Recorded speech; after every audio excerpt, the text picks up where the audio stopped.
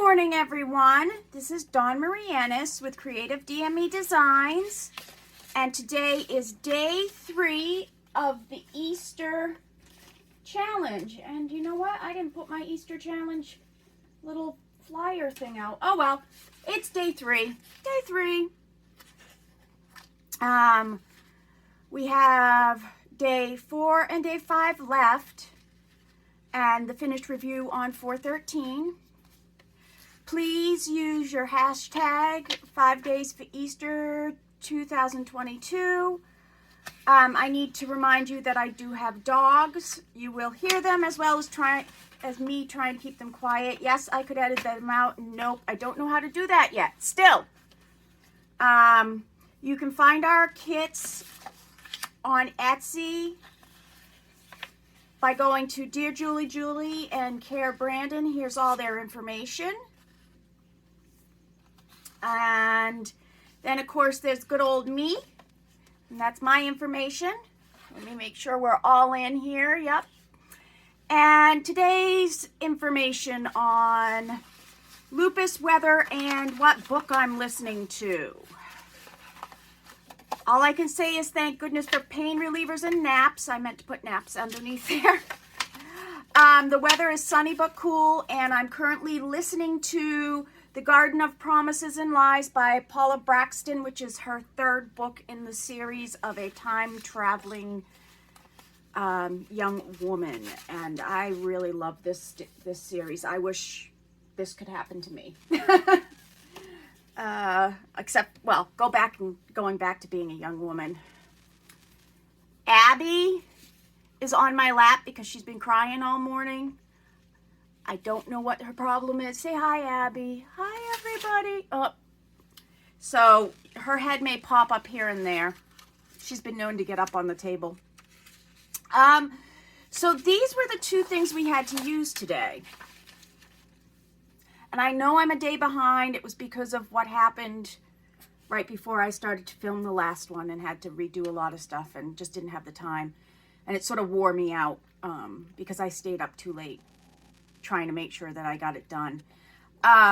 So these were the 2 things. This is Julie's and this is Cara's. So I looked at them, and the first thing I thought is, you know, they're nice the way they are. Let's see what they would look like if I distressed them.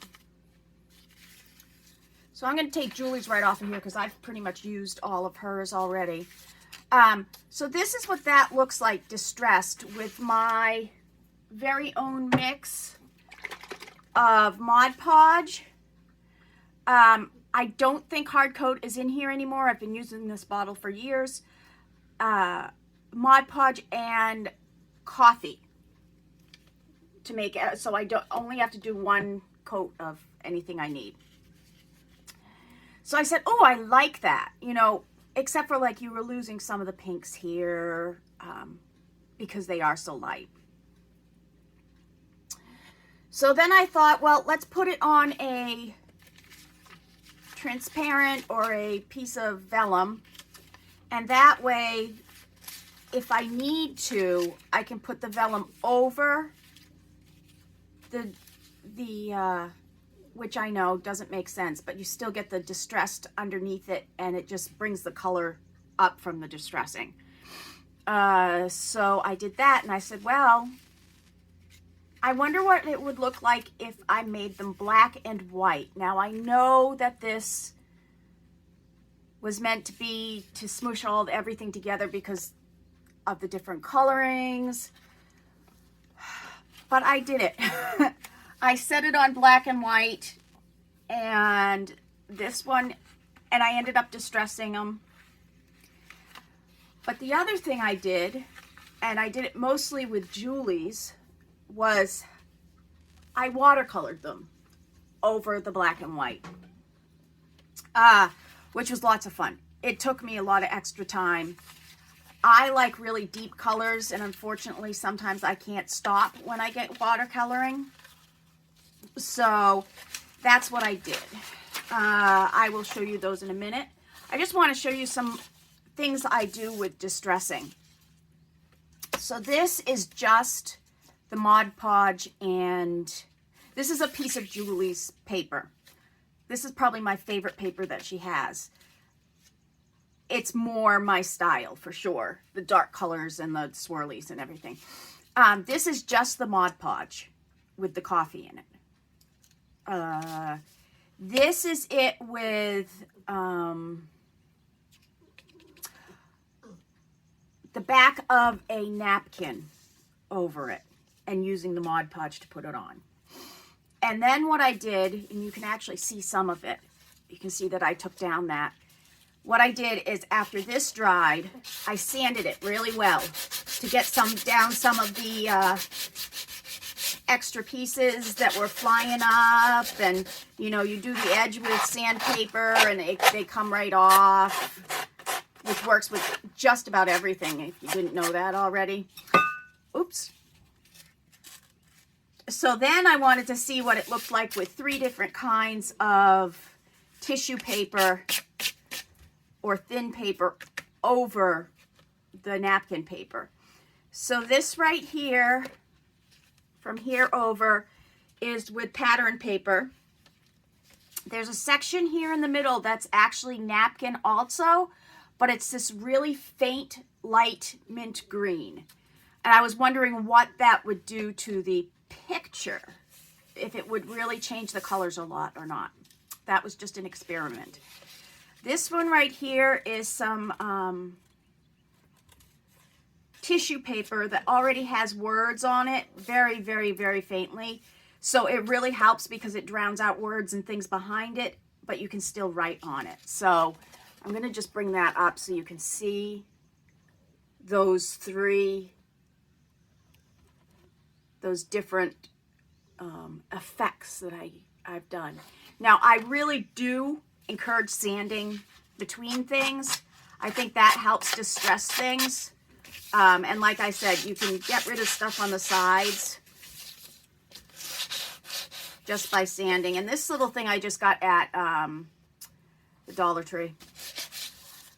So yeah, that sanding definitely, I mean, you can even just sand the Mod Podge, and it just takes off that little bit of top that it brings a little bit more color out. So that was my experiment that I did. Unfortunately, these things take time to dry, so it's hard for me to show you distressing. The other thing is I do wear a different kind of face mask when I do it, when I sand, so you probably would not be able to understand me when I was doing it, and it's mostly just because of my lungs and my lupus. So I wanted to show you guys that, just to keep in mind that there's other things out there. So I started to make a small journal for this one, and it's also going to tie in for the 5th one. I have something special for the next one, which is already in the works. I swear it's not going to be late this time. So what I did is, this is a Tim Holtz cover that almost had that marbling on it. So I distressed it and put multiple layers of multiple things on it. You can barely see what his was behind it. And this is 4 different coats and 4 different sandings. On the inside, because you know how the inside usually has really pretty paper, I put Julie's paper first on the back, and then I put multiple layers again. This is why I had done that test page. This is just Julie's paper with one thing of the distress, my distress glue. And this is it without any distress glue on it. So I do need to fix that up, but I just wanted you to see the difference of the change. So this is the cover. Nope, that's actually the back. The cover is right here, and I did already start it because my theme for this because I did it 3 different ways, each page, I'm calling this the triplet album. And because I did such a vintage looking cover, I decided to go with all the pages inside black, which I know a lot of people don't do because you can't put anything on top of it. But I do think that it makes the colors pop. I do have to put it back together because it came apart last night at the very late, and I was like, I don't care, I'm just gonna. So on the beginning of each signature, which is of 3 pieces of paper, because they're pretty thick, because I didn't have any thin black paper, I've put one of Tim Holtz's little photo things. Can you see her? No. Yes, can you see her paws? This is one of Julie's, and this is my watercolored one. Let me open it up so you can see the whole thing. Well, you sort of have to look on the back, but this is the Easter Greetings Bunny, and that's my watercolor of it. And I did use, to try to get some colors a little more brilliant, I did use artist crayons, especially the white, because I had distressed it and the bunny was no longer white. So what I did with this is, because that's there, I put the original here so you can see what it looked like originally. So there's the 3 things together. There is a 3rd one in here of this, but I didn't get it in with this. But I think that bunny right there looks like my dogs when they're getting ready to sleep, especially Bruno. So I put some, what I want to use in this, I want to use some of my homemade papers. So I put my purple homemade paper with fringes on it on the back. And the way I did it is that you have full range. You can use the whole size of this because I actually folded things over. And you can see on the bottom there, you can see how the bottom has a little bracket. So it's almost sitting up on top of paper. And using this kind of paper is a little thicker, so it gives you a little easier time to pull things in and out. This right here is one of the tabs from from Cara's. And behind it, actually, there is one of Julie's behind here. I just keep throwing pieces of hers to get the flowers and the colors together in the back. I put a typewriter here because I think that is vintage, and I have a tab here which was of Cara's, and on the back is the see-through one, and here is the vintage one, and there is an egg from one of Cara's last ones. So as you can see, that one is pretty empty. The next one I did is this one. Now this is the vellum. I don't know if you can see it. The vellum of, hold on.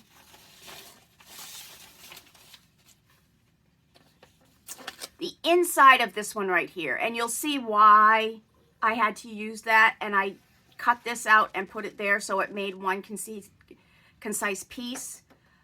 This was the bunnies that I just used. So I did put that inside here. It's not really set yet because I think I am going to put some white homemade paper behind it, or cream. I just have to find it. I know it's here someplace. Here is the vellum of the bunny. It's back 2. It's and behind it, it looks like dots, but if you were to pull the paper back, it's some vintage paper that has some flying contraptions on it from vintage times. So that can be a pocket that can easily be played with. And on the inside here, I took one of Cara's,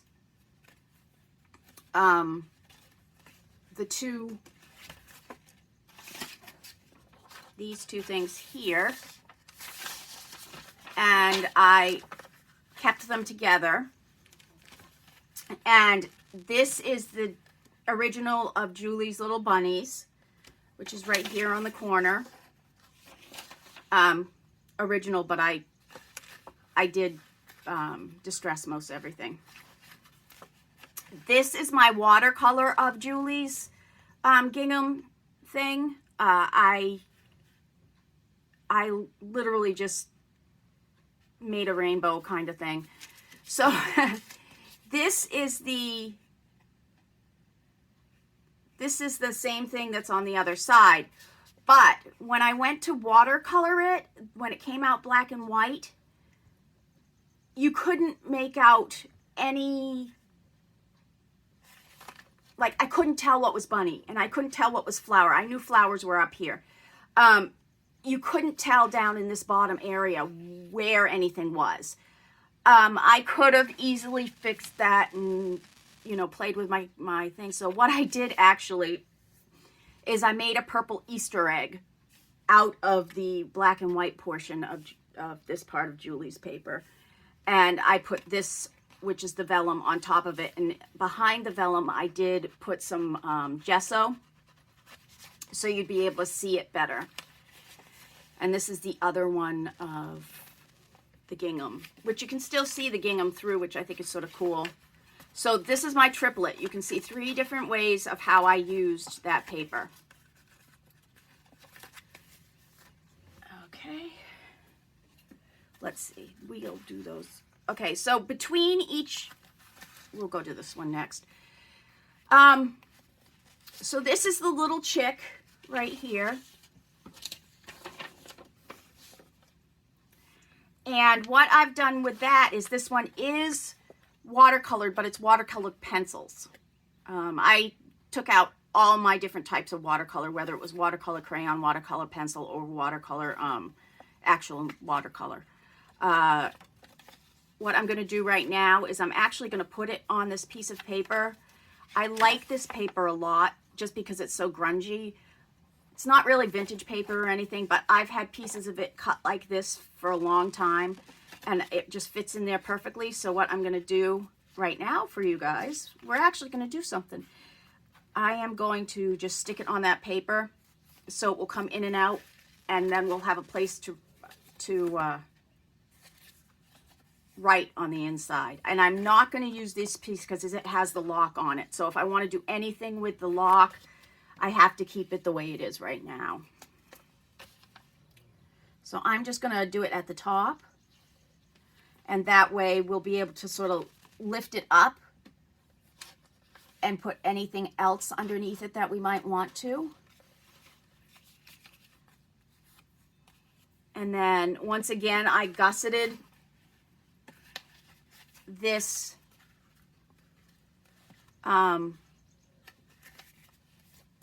frame so it'll be able to go in and out easily. I'll do it later. So I can't remember where the other parts of that one is. Okay, so between those, it was going to make a cute little thing anyway. I had no problem with it, leaving it there, but I just love this of Julie's paper so much that I ended up making 2 extra signatures. I did do black watercolor around the edge because it was white, and I do want this to be a black and white as much as it can journal. So I have 2 of these signatures. This one, so you know those papers you get when you go to like the Dollar Tree, and it comes in a bunch of all different types of paper? I got a couple weird papers in it the last time I got it. It's this one and this one, and there are 2 others in here. It's in the other one. But I kept feeling it, and I thought it felt really bizarre. And I realized that they're actually stickers. When I went to use them last night, I went to stick them on with glue, and it wasn't staying. And I realized that they were big, huge pieces of sticker that were like this. I still have pieces from these, which I think is really cool. So I just wanted to let you know, I don't know why they were in them, because usually it's paper like this. So this right here is another one of my watercolors. It's this one right here of Julie's. Obviously, I made the wing part of the leaf, and it looks almost a little more like acrylic that's because there are so many layers on it. And I did use watercolor pencil, watercolor paint, and watercolor crayons on this. So the edge around here, I couldn't get it right because it's almost like a little goldy color. So what I did is I took the clear one, I cut it out and put it over top of the mess that I had made underneath. So that's why I had pieces of the other one able to go someplace else. So I did make it, and this is the original, a little booklet there. So once again, this is the center portion with Julie's, and you can see I did watercolor black on the around the edges. This right here is what I made of the little tags right here. This is vellum, and it's on the back of my watercolor. And this is vellum. No, this is the original Just Distressed. And that's the original Just Distressed. And this is my watercolor on the back of vellum. So it made a little cute little booklet, and because I'm using 3, like a triptych kind of thing, I was able to make a cute little booklet, and I put it right in there. This is my watercolor attempt at this blue one right here. The reason why I changed it to purple is because of Lupus. Lupus's color is purple, and butterflies are our animal, I guess. So I do like purple butterflies, and I did make him a purple. I did make myself a purple butterfly, and it actually goes. It matches up to the other side of this, so the way I put it together. This is the other insert. Now this is really cool. So this all has to do with this piece right here. Now it's from Portland, Maine. I love that piece. So what I did there is here's the vellum portion of that one, and I put it on the, so I made it so there's a little flap here to hold it, and then this is a slip through, like it can actually go all the way through. I haven't done the bottom to make it a pocket yet because I'm not sure if I'm going to or what I'm going to do with this yet, but that's where the vellum is. This is the distressed portion. Now obviously there's something missing. I cut the chicks out and I pieced it together like this. That way, if for some reason I come and I use this and I decide to like throw flowers over the chicks, I don't have to do anything here. Nothing against the chicks. I know it's Easter, but if this is going to be my journal, I may end up changing a couple things personally. Now this is my attempt at the chicks, and this is my watercoloring around the edge. I don't know the difference between them. I mean, I think my chicks look pretty darn good because of the shading and everything, and I really love doing the roses. So I did give one of them a little extra hair and everything. So there's my watercolor of this one right here. And this was the distressed without the chicks. Okay, there's the inside signature. And this is probably, I think all of the inside signatures are going to be my day 5 portion that I do are going to be all the inside signatures. I was looking for black and white, and I found this vintage page of old record players, which I thought was cool. Reused some of that, and this is the other piece of that sticker paper. I mean, who know how you know? And this was the other piece, the polka dot, which is where I got to do this, because doesn't that look great up against that? The polka dots with this up against it, I just absolutely love it. So that, so yeah, I don't know. I didn't see any more paper like that in any of the packages, which is why I picked the package that I got, because I was curious about the paper. This is the vellum of the little chicks with the forget-me-not around it. And this is the original. I mean, well, yeah, the original with distress on it. And this abuts to wherever it is on this one. So let me see. How far am I in? I know my last one was crazy long. So I think the only thing I would do is to put a few more things in. Oh, there is one other thing I want to show you I'm going to put in this. I have, and I copied it, an old book of shadow puppets. And this is the hare, which of course is the rabbit for Easter. And this is going to go in the book. And I am pulling out some of my own vintage things to go in this little book, because this one really is going to be mine. I like that I am going with the darker theme. I don't want to call it Gothic Easter, but because it certainly isn't. I mean, there's no vampires or anything in this. But definitely I am really enjoying this one. Of course, I love my puppets. I mean, how many people did not love those? So this is going to go together. This is the first one. This is the top. And then one of these goes in, and I think it's this one. And then this one. And then this one.